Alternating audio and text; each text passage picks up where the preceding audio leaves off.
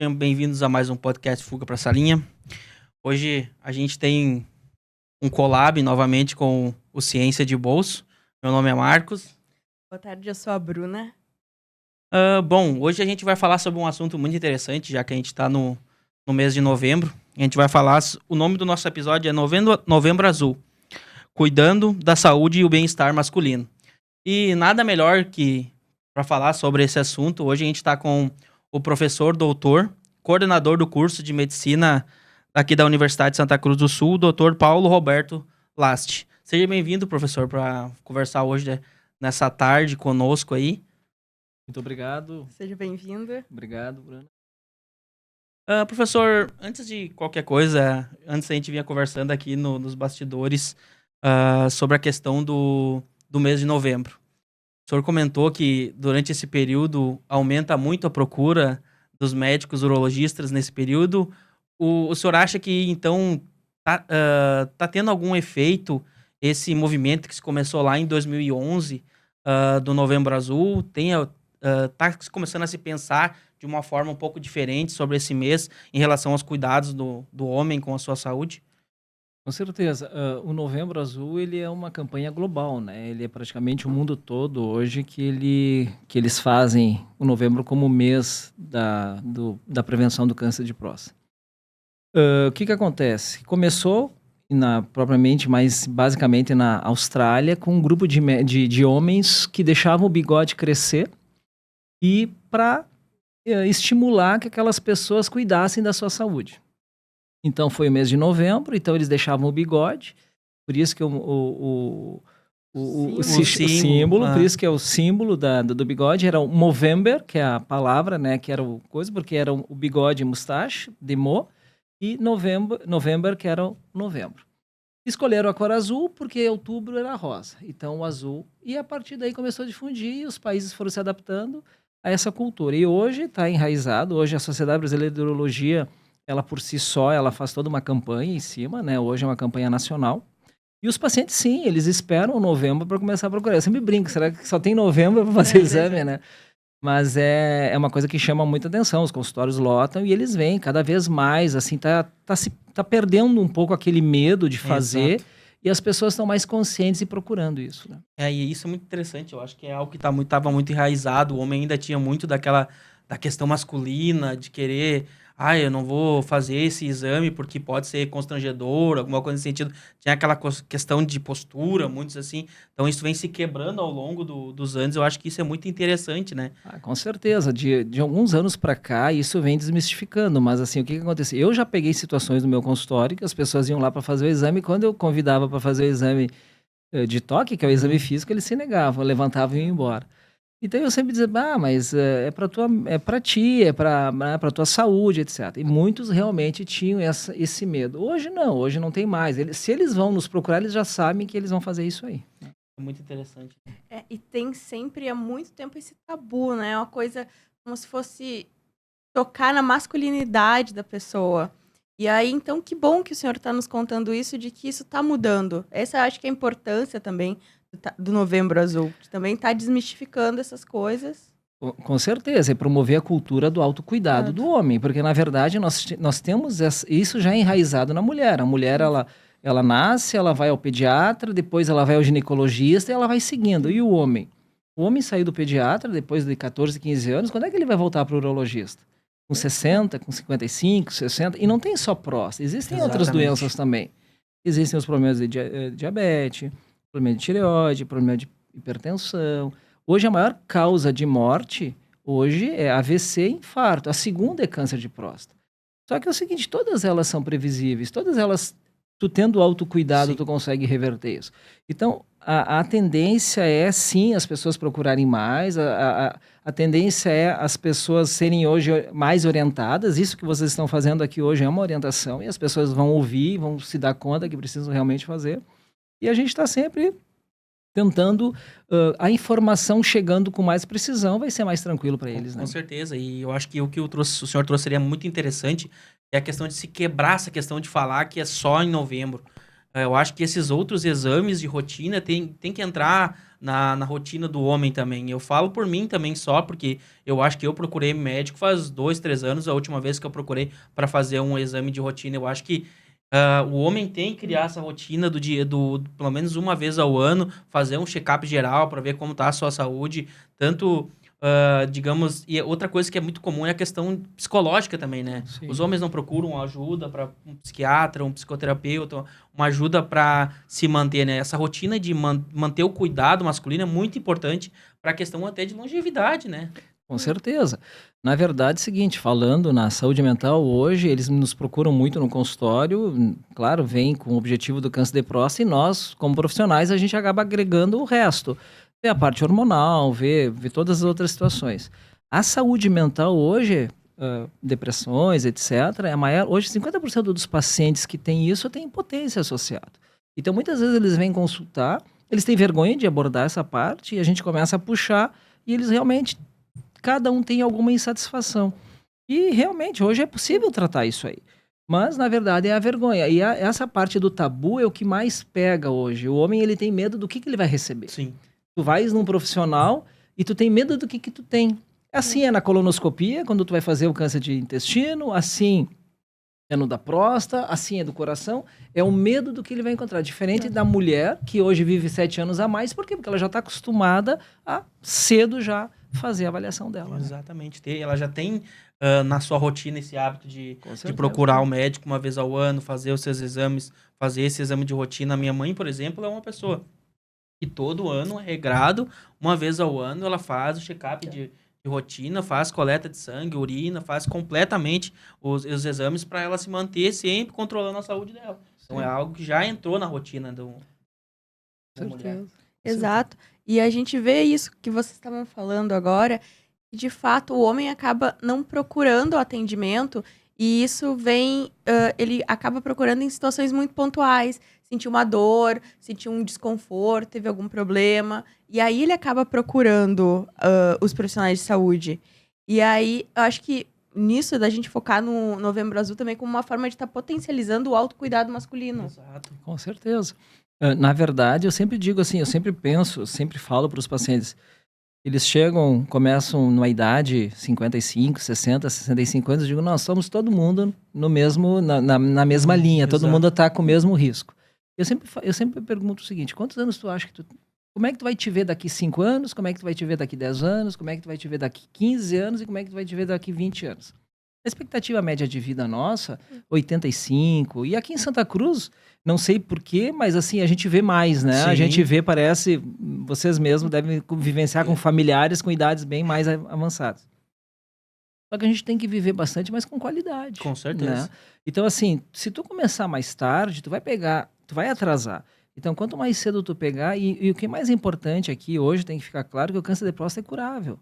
Então a gente não sabe quem vai ter. Eu não sei se eu vou ter, tu vai ter, quem vai ter. Mas se a gente tiver infelicidade, tem que pegamos cedo. Quanto mais cedo tu pegar, mais chance tem de curar. E aí, seguindo isso, professor, quais são os sinais e sintomas assim que o homem ele precisa estar alerta? Olha, isso mudou, ou o que chama atenção, o que muda na rotina dele? Sim. Na verdade, às vezes nada, né? O paciente vem fazer um exame e tu chega lá, tu faz tu detecta que aquela próstata tem alguma alteração, o exame de sangue está com alguma alteração. Porque, na verdade, hoje, o que a gente faz? Como é que funciona isso? O paciente vem no consultório, a gente faz uma história e depois pede alguns exames. Exames específicos para próstata é o PSA, é o antígeno prostático específico. Ele não é específico para câncer de próstata, ele é específico para alterações prostáticas. Então, se tu tem alguma alteração nesse PSA, se ele está fora do valor de referência, tu vai investigar isso aí, vai ver o que tem. Ele pode ter um crescimento benigno, ele pode ter uma infecção, ele pode ter tido uma relação sexual 2 dias antes e o PSA ter aumentado, ele pode ter andado de bicicleta 100 quilômetros e o PSA ter andado. Se eu faço um exame de toque, eu espero que o paciente leve 3 dias para fazer o exame, porque tudo isso vai modificar o valor dele. No momento que tu descarta todas essas situações e o paciente tem um PSA um pouco fora do normal, alterado, o exame de toque é importante nisso aí. Ele vai me balizar, as duas coisas, uma ajuda a outra. Não adianta ir lá só fazer o exame de sangue e não complementar com o exame de toque, ou vice-versa. No momento, porque a particularidade da próstata, vocês imaginam que é uma ameixa. Parte central da ameixa, se passar um canudinho no meio ali, é a uretra, ali que vai passar a nossa urina. Se tu vai pegar a parte periférica, a parte da casca da ameixa, ali é que vai ter o tumor. Até esse tumor crescer e dar sintomas no canudinho ali no meio, tu já tá com tumor avançado. Sim. Então, muitas vezes tu não vai sentir nada. Em outras situações, tu pode ter, por exemplo, uma infecção de próstata, tu vai lá e tu toca e o paciente tem um câncer e ele nem sabia. E a gente detecta antes. Por isso, a necessidade de fazer anual e não esperar que tu tenha sintomatologia. Tu vai ter sintomatologia, tu já não tem mais o que fazer. Não é mais curativo, muitas vezes. E no caso da próstata especificamente, tem alguma idade mais adequada, indicada para começar a fazer esses exames com maior frequência nesse sentido? Ou não tem nada fixado, assim, pela medicina quanto a essa questão dos exames de próstata? Não, tem. A Sociedade Brasileira de Urologia, ela preconiza assim, pacientes que têm familiares com câncer de próstata, avô, tio, primos, irmãos, a partir dos 40 anos. Rigorosamente todos os anos. Quem não tem história, 45, 50. Tem muita gente que vai antes, tem um problema de próstata, mas tu faz uma prostatite, né? Tá com uma infecção, etc. A gente já, no momento que tu examina a próstata, tu já examina também para prevenção. Tu já faz. Quando o paciente vai lá, ele já faz. Nenhum paciente meu sai do consultório sem fazer o exame. Pode ter 30, 25, 30, 40. Eu tenho uma responsabilidade com aquele paciente. Eu faço de qualquer forma. E o que eu venho notando? Não sei te dizer o porquê, mas cada vez mais baixo. Eu estou fazendo diagnóstico em pacientes de 47 anos, 45 anos, 48, coisa que não tinham. E o senhor acha que está muitas vezes ligado também não só ao fator genético, mas a questão de força que o homem faz também, a questão de trabalho braçal, ou não tem relação nessa questão com a próstata também? Não, as causas principais é longevidade e história familiar. Então, a longevidade, a gente sabe que hoje, se nós chegarmos a 90 anos, a gente tem 90% de chance de ter um câncer de próstata. Mas é um câncer indolente. Talvez tu não vai fazer nada e tu vai morrer com aquele câncer e ele não vai fazer nada para ti. Quanto mais idade tu tem, mais brando ele é. Quanto mais jovem, mais agressivo.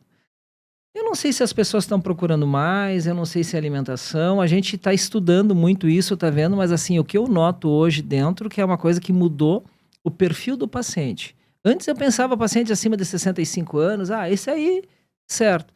Mas hoje a gente está fazendo diagnóstico, não estou te dizendo que todos são assim, mas a gente está pegando muito mais pacientes jovens, de 45, 46, 47, menos abaixo de 50 anos, que é jovem, né? Hoje é muito jovem, né? Com certeza. E porque como o senhor comentou, né, essa expectativa de vida aumentou, né? Essa qualidade de vida aumentou. Então, e hoje tem aquele pensamento trazendo um pouco fora do assunto, mas também da alimentação um pouco mais saudável. As pessoas estão procurando também um pouco mais uma alimentação mais adequada, o que favorece também ao organismo ter uma alimentação adequada, não causar algum prejuízo para o próprio organismo, né? Com certeza. A saúde, hoje ela começa com a alimentação, a saúde, né? Não dá pra gente pensar só na medicação. Então, 50% hoje é o que tu coloca dentro do teu corpo, né? Aquilo ali o teu organismo vai processar. Exatamente. Qualquer coisa que tu colocar. Então, é comida, é bebida, peso acima. Tudo bem, quem não gosta de uma boa alimentação, mas tem que ter o cuidado. Sim, porque daí entra o que entra? Entra a parte também de coração, a parte de pressão. Mas assim, em relação à atividade física, hoje, a parte hormonal, parte de produção de testosterona, produção de massa muscular, ela é importantíssima.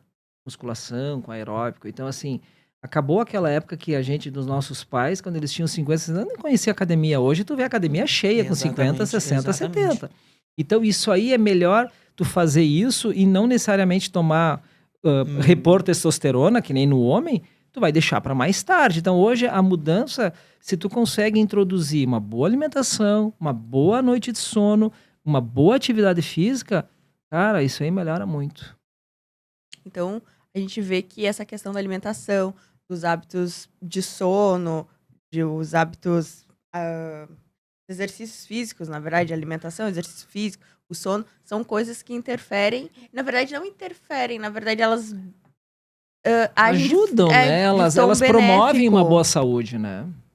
É muito interessante isso quando a gente pensa que tem que trazer essa rotina, né? O exercício físico também ele tem que fazer parte da rotina. Não precisa ser aquele exercício, muitas vezes, de carga pesadíssima, de exercício ao extremo. Uma caminhadinha de 40 minutos, 45 minutos auxilia muito na manutenção do ritmo cardíaco e manutenção do corpo, Com né? certeza. Então, isso ajuda e contribui com certeza na questão do próprio organismo, né? De se manter, digamos, gerar anticorpos, a produção hormonal, tudo isso fica equilibrado, né? Imunidade. É que, na verdade, assim, quanto mais atividade física tu fizer, mais circulação colateral tu vai ter. Então, se tu tens um infarto numa certa idade e tu é um esportista, tu faz uma atividade, tu vai ter ser muito mais brando do que uma pessoa que é sedentária. Então, hoje, o sedentarismo, ele é uma coisa que vai realmente vai piorar muito mais a tua longevidade, não resta dúvida. Então, a gente tem que pensar como é que a gente quer seguir para frente. Então, cara, tem que ter uma mistura, né? Tu tem que ter uma boa noite, como a gente repetindo, uma boa noite de sono, uma boa atividade física, uma boa alimentação, uma cabeça saudável, né? Uma saúde mental boa. Porque a saúde mental não estando boa, a gente vai se estressar no emprego, vai se estressar em casa, vai ter brigas, estresse, etc. E daí vem aquele outro lado, daí começa a cair a parte do libido, daí começa a cair a parte da potência, o cara se irrita. E assim vai aquele ciclo. Uma coisa vai levando a outra. Com certeza. Não adianta tu chegar com 60 anos, tu tá vivo, mas tu tá acordar de manhã com dor, não conseguir caminhar, e a gente brinca, tá um velho. Sim. Não, tu quer qualidade, né? Exatamente. Não adianta. É que hoje, que nem a gente fala, o velho muitas vezes hoje em dia não é aquela pessoa de idade velha. Muitas vezes é aquela pessoa que se acostumou com a rotina dela e não pensa em mudar nada.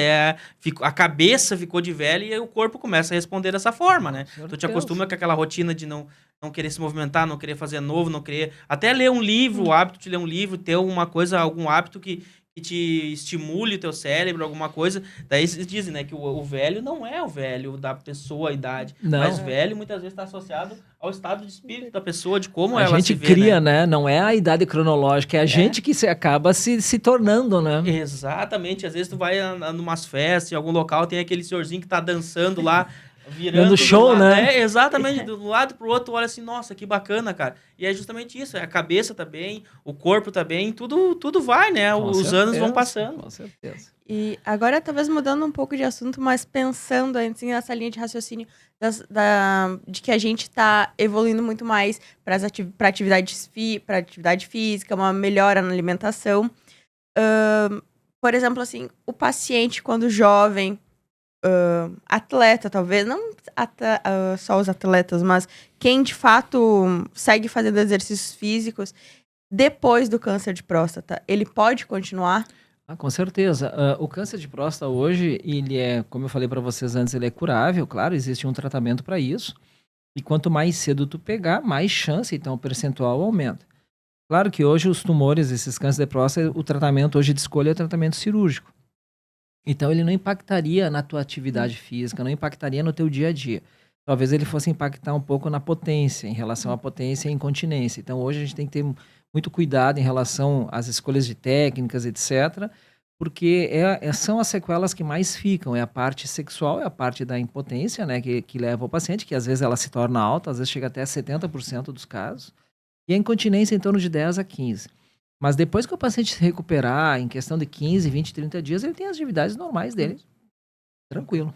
Vida normal. E uma coisa que às vezes a gente ouve falar, ou às vezes comentários, né, no dia a dia, a questão da não praticar o sexo frequentemente, regularmente, ou ter alguma rotina sexual para o homem, e ele interfere nessa questão da próstata, ou não tem nada a ver essa relação? Existem vários trabalhos já que foram realizados, quanto mais relação, menor risco, etc. Na verdade, hoje, nenhuma pessoa ela é igual a outra, cada um tem o seu hábito. Isso depende do casal, então muitas vezes depende de duas pessoas, né? Então, às vezes, a mulher ela também tem algumas coisas, às vezes o parceiro tem desejo, quer, e a mulher às vezes já está na menopausa, alguma coisa assim também. Então, sempre é importante os dois, nessa parte da sexualidade, transitarem junto, né? Sempre verem os seus lados.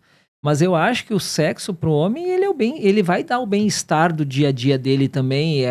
Eu sempre digo que o sexo é uma atividade fisiológica. É como tu acordar, tu, né, evacuar, como tu fazer xixi, tu vai fazer, o sexo faz parte disso também. O que acontece hoje? Muitas vezes eles acabam chegando numa certa idade, eles acabam se acomodando. Tá assim, às vezes vai entrar o lado da impotência, porque tu é diabético, tu é hipertenso, tu não faz atividade física, vai afetar. Tu tá com problema psicológico, vai afetar, mas tem tratamento. E as pessoas, às vezes, elas têm vergonha de chegar, de ir atrás. Claro que hoje está bem mais aberto, hoje as pessoas estão procurando mais. Mas isso é uma coisa que impacta muito os casais. Eles acabam se acomodando porque eles acham que eles já deu o que tinha que dar. Mas em contrapartida, eu tenho pacientes de 80 anos que querem procurar e querem ter atividade sexual.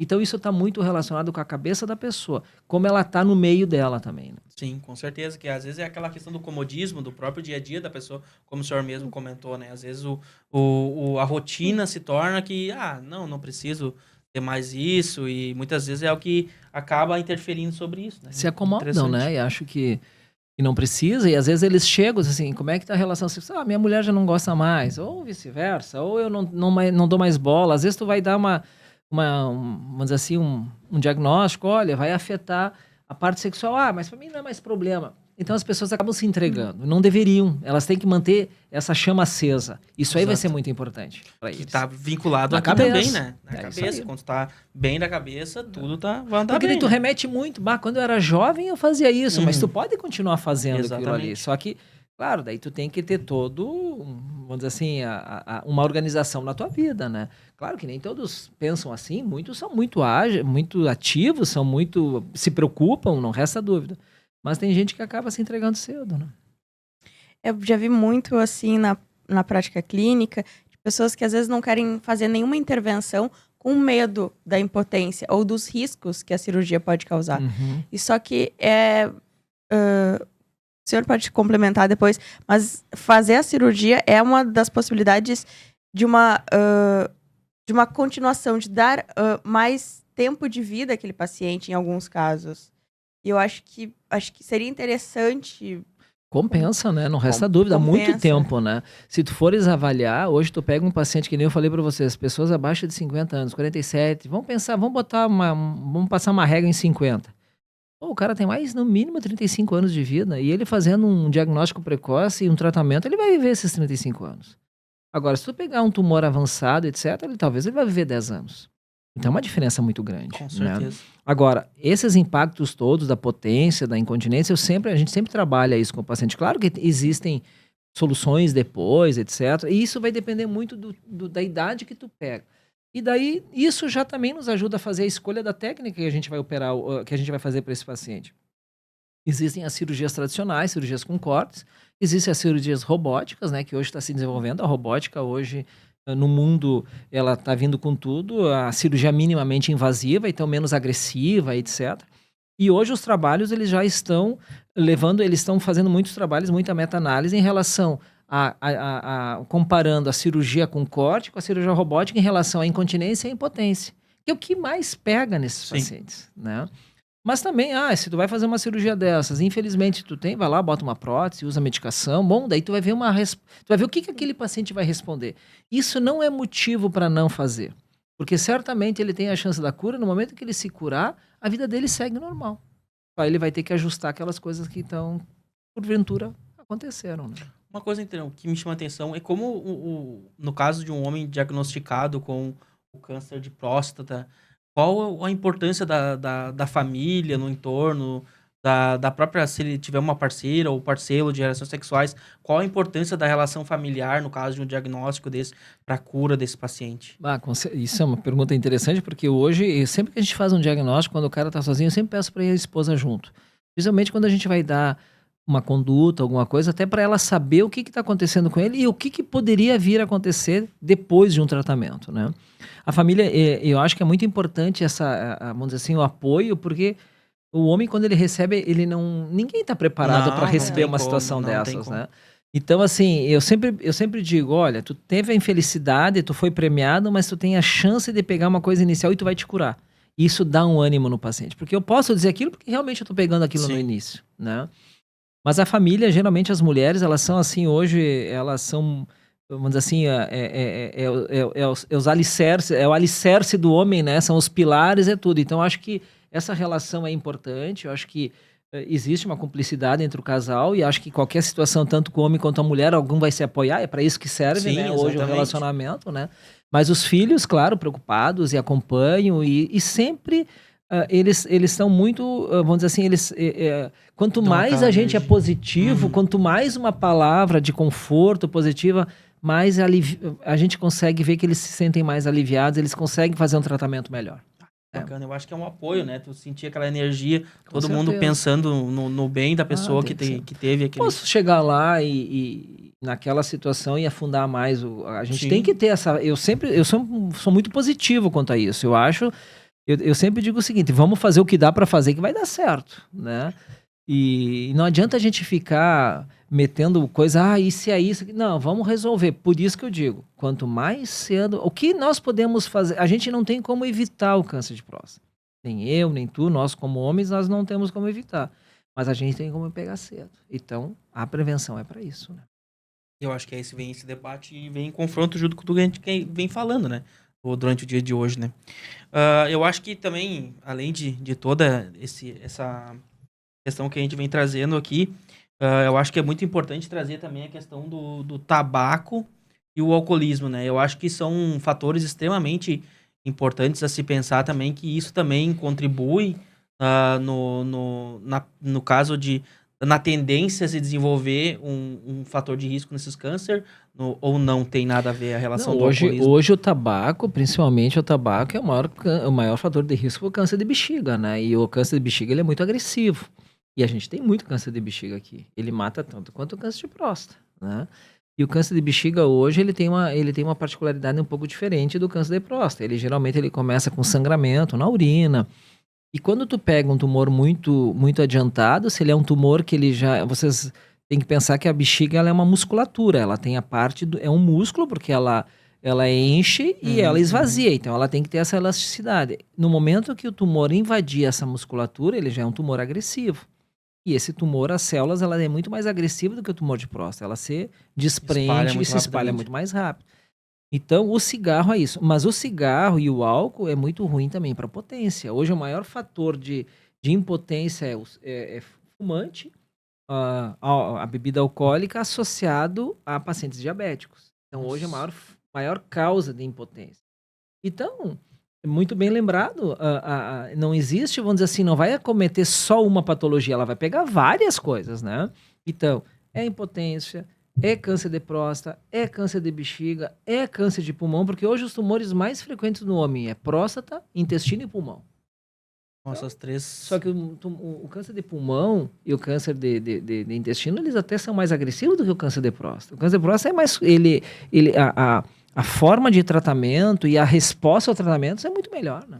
Isso que é interessante a gente ressaltar aqui, né? Claro. Então, a importância de tu ter um diagnóstico com antecedência para te poder ter um tratamento realmente eficaz, justamente pela questão de ele não ser digamos assim, um câncer tão agressivo no sentido de tratamento, né? Por isso mudar paradigma. O cara tem que se cuidar, ele tem que sair cedo, ele tem que rever uma vez por ano, ele tem que ver como é que tá a saúde dele e para seguir bem. Então, realmente mudança de paradigma para fazer essas coisas todas que nós estamos aqui para trazer essa informação para o paciente, né?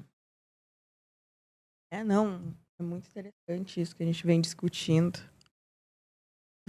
Então, de uma forma geral, a gente reforça a importância, então, no Novembro Azul, o incentivo do paciente na questão de procurar essa ajuda junto a um médico, fazer esses exames de rotina, ele aumenta muito as chances de ter um diagnóstico com antecedência. E nesse patamar geral, professor, trazendo para o mundo da pesquisa, o que a gente tem de inovação de pesquisa nessa área de urologia relacionada ao câncer de próstata? Bom, eu vou falar um pouco das tecnologias. Hoje a gente tem melhorado muito no sentido assim, então, desses procedimentos, com a vinda da robótica, etc. Então, melhorou as técnicas em si, então menos para efeitos, etc. E agora tem uma vacina, né, promissora, que foi desenvolvida por um brasileiro aqui. anos de estudo e já estão testando em pessoas nos Estados Unidos, né, para diminuir então o risco. Então estão vindo essas coisas, ainda não está, né, não está provada, né, para isso, mas tem uma perspectiva muito boa. E então são essas aqui de recente é isso. Claro que vão sempre surgindo coisas, mas tem situações às vezes que não vinham, que não vão. Hoje se trabalha nos dois lados. Você trabalha assim de coisas minimamente invasivas, de tu facilitar mais. O paciente ele teve o câncer de próstata, mas como é que a gente vai fazer para minimizar os para-efeitos? E tem os estudos em relação hoje, o que tem de mais recente, agora faz um mês, e acho que nos Estados Unidos faz 2 semanas que começaram a testar então uma vacina para o câncer de próstata. Mas ainda a gente não tem resultados. E a questão da urologia, ela é uma especialização na medicina, quando tu faz a medicina, daí tu faz uma especialização na área de urologia para te poder trabalhar nesses diagnósticos. Isso, é uma área cirúrgica, né? Então, quando tu faz a graduação, os 6 anos de graduação, daí tu tem que fazer 3 anos de cirurgia geral, que é a área que abrange toda a parte da cirurgia, a cirurgia do aparelho digestivo, cirurgia que pega tudo. E depois tu faz mais 3 anos de urologia, que daí envolve a parte de rim, de próstata, a parte do sistema reprodutor, bexiga, testículos, pênis, daí entra a parte da impotência, entra a parte do hormônio, daí as doenças infecciosas, etc. Então hoje eles me perguntam, atende-se mulher? Claro, atendemos mulher. Mulher tem rim, mulher tem bexiga, mulher tem ureter, tem tudo, né? Os cálculos renais, por exemplo, os cálculos de ureter, tudo isso é conosco, né? E é uma coisa assim que é diário hoje, cálculo, né? No caso aqui da universidade, os estudantes que estão fazendo especialização em urologia, eles fazem também acompanham um médico urologista lá dentro do hospital? Hoje os alunos nos acompanham dentro da graduação, no 7º semestre, eles têm uma disciplina de urologia ambulatória, eles acompanham, então a gente atende lá na UAA os pacientes da rede. Quando eles entram no internato, que é do 9º semestre ao 12º, eles passam cada aluno passa 1 mês na urologia, nosso serviço. Nós não temos residência, nós não formamos médicos urologistas. Isso só em Porto Alegre, Santa Maria, Porto Alegre, Santa Maria, Porto Alegre, e é isso aí, aqui no estado. Daí é um serviço hoje que nem Santa Casa, Conceição, Hospital de Clínicas, né? O USM de Santa Maria, eles têm hoje vagas para residente em urologia. Nós aqui em Santa Cruz, a gente só tem residência em cirurgia geral. Então, só os 3 primeiros anos fazem aqui, os outros 3 eles têm que procurar onde tem uma referência. Nós, como nós temos um serviço de urologia dentro do hospital, a gente recebe os alunos passam conosco. Só para vivenciar. Participam das cirurgias, entram conosco, aprendem bastante. Porque a urologia hoje ela tem muita demanda na emergência, né? É retenção urinária, é sangramento, é torção de testículo, é cálculo, é infecção urinária, é prostatite, é orquite. Então, toda essa parte, né, ela acaba... Então, todo médico generalista ele tem que saber um pouco. Sim, tem que ter o conhecimento para atender essas questões, né? É muito interessante porque muitas vezes a gente não entende o caminho para chegar até a uma especialização dessa. No caso, são 6 anos de universidade, mais 6 anos mais de 6 anos, 12 anos. Para ter uma especialização em alguma área específica. Muito interessante essa questão. Todas as áreas cirúrgicas hoje são 12 anos, né? Então, assim, se tu vai ser... cardiologista, por exemplo. Cardiologista são 13 e 2, 5, mas assim, nas áreas cirúrgicas, torácico, vascular... proctologista, urologista, tudo 6 anos. Né? É um estudo, é uma dedicação, né? Mais uma graduação, digamos assim. Tu entra com 18 anos na universidade e sai com 30, né? Tu leva 12 anos para poder começar a trabalhar, né? E assim, a diferença do urologista pro proctologista? O urologista ele é o sistema reprodutor masculino, a parte de rins, bexiga, etc. E o proctologista é a parte toda de intestino e região anal, né? A parte superior, que é a parte de testículo, pênis, uretra na mulher, na bexiga, e a parte de baixo, que é a parte então de intestino, reto, hemorroidas, fístulas, é com o proctologista. É ele que faz as colonoscopias, essas coisas todas. Isso bota a pergunta porque confunde muito o paciente. Às vezes ele tem um pouco de sangramento nas fezes, ele vai consultar conosco achando que nós, por fazermos o... Claro que a gente acaba atendendo, orientando, mas isso confunde um pouco, sim. Hoje eu estava, por acaso, dando uma lida, eu acredito que seja um dado de 2018 e 2019, pela publicação ali, falou que cerca de 42 homens morrem por causa do do câncer de próstata só no Brasil ao dia. Esse número é altíssimo, né? É Se for alto, ver pela é. questão de pensar em prevenção quanto à saúde do homem, né? Não, com certeza. A gente vê assim, eles têm até as estatísticas por minuto, quanto morre, né? E o percentual. Então é um índice alto. Claro que isso aí já é provavelmente já é vamos dizer assim, uma estatística um pouco até Sim, mais antiga. E tem. E se a gente for pegar a estatística americana, assusta, né? Hoje realmente é um número alto. Mas por isso que a gente sempre rebate. Não há necessidade de chegar nesse ponto. É só a gente Com certeza. cedo ir lá, que tu não vai estar nessa estatística, tu vai estar fora disso. Né? Exatamente, a prevenção, né? a Buscar prevenção. esse atendimento. E pensando na universidade como um polo também de pesquisa, o que a gente tem alguma coisa de pesquisa voltada a isso dentro por exemplo, no curso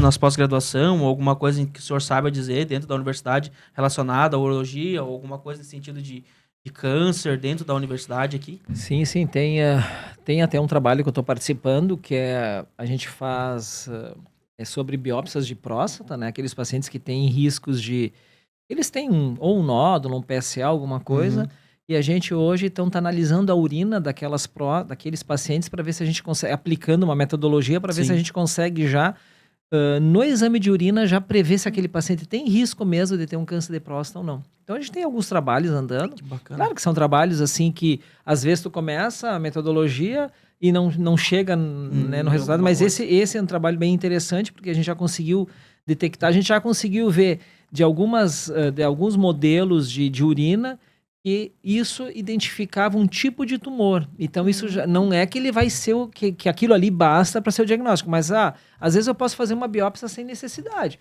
Se eu tiver um exame daqueles, não, esse paciente realmente eu acho que não vai dar nada e eu não vou precisar fazer a biópsia. E outros não. Segue uma linha, não, esse cara certamente deve ter alguma coisa. Daí tu vai lá.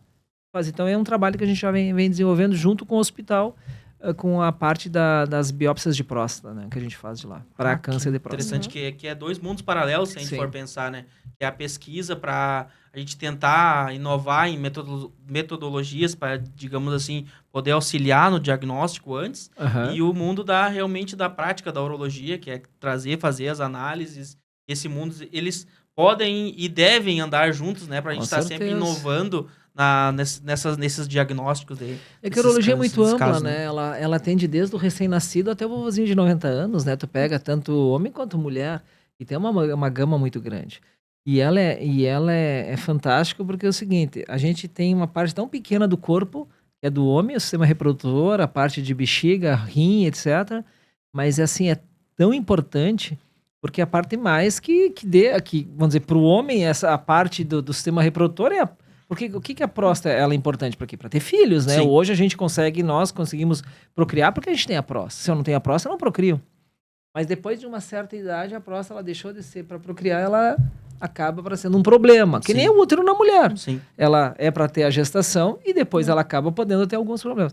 Então, a urologia e hoje a nefrologia na parte clínica, né, que andam em conjuntos, elas têm assim uma importância muito grande hoje dentro da prática no geral, né, que nem tu falaste. E nós como universidade nós temos que trabalhar dentro de pesquisa para trazer mais informação. A gente tem que preparar nosso aluno, né?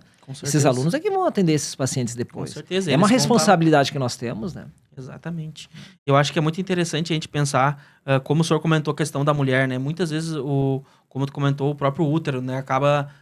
Muitas vezes acaba aparecendo um nódulo, alguma coisa nesse sentido, é feito a cirurgia para tentar retirar aquela região, justamente para evitar algum tipo de avanço de algum câncer maligno e alguma coisa assim, justamente por esse ciclo, né? Da pessoa ter a idade vai chegando, vai se trocando os hormônios, né? Digamos assim, a fase hormonal vai mudando e tem toda essa questão associada à própria saúde da pessoa, né?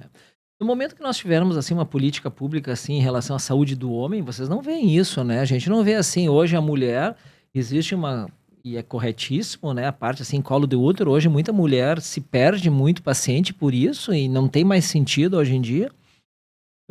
E a mulher também já tem o costume desde cedo ir ao ginecologista, fazer o seu preventivo, etc. Mas saúde do homem hoje, essas campanhas é que nos ajudam. Porque Sim. assim, a gente não tem uma política pública de campanha de homem, Incentivo, né? Não né? tem, Não né? tem.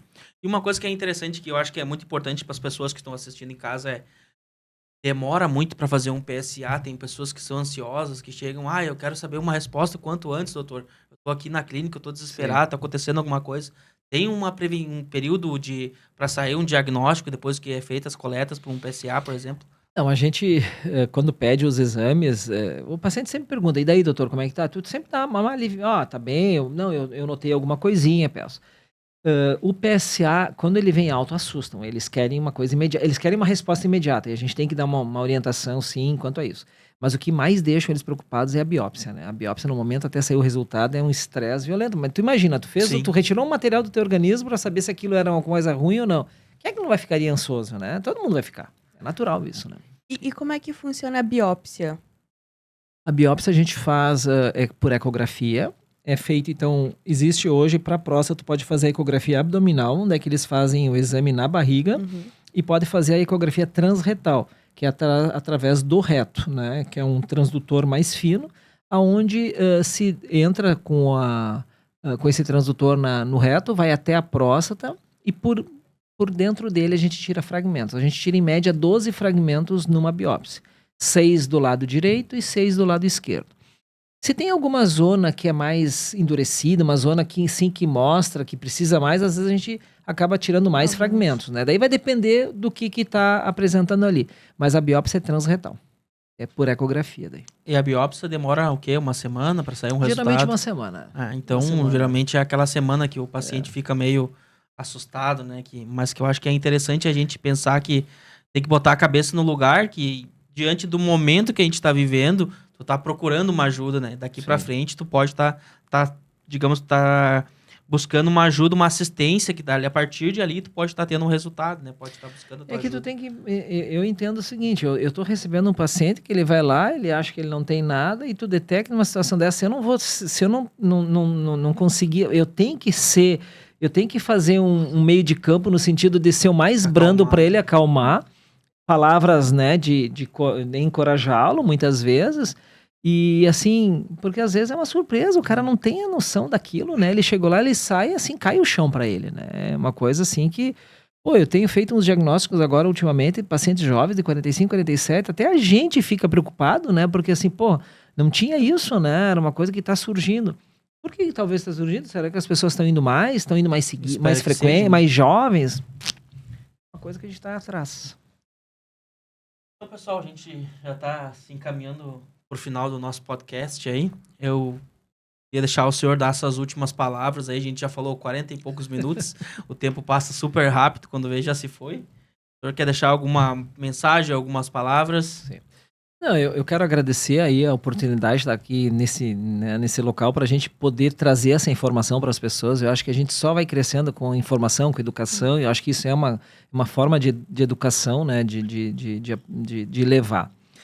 Quero dizer que hoje não tem que desmistificar essa parte do câncer de próstata, não dá para achar que aquilo ali acabou a vida, não. Muito pelo contrário, tem muita solução, hoje tem muita coisa vindo, muita coisa boa, muitos tratamentos novos surgindo, as pessoas hoje se curam disso aí, e eu sempre brinco para alguns pacientes, tu não vai morrer disso, tu vai morrer de outra coisa.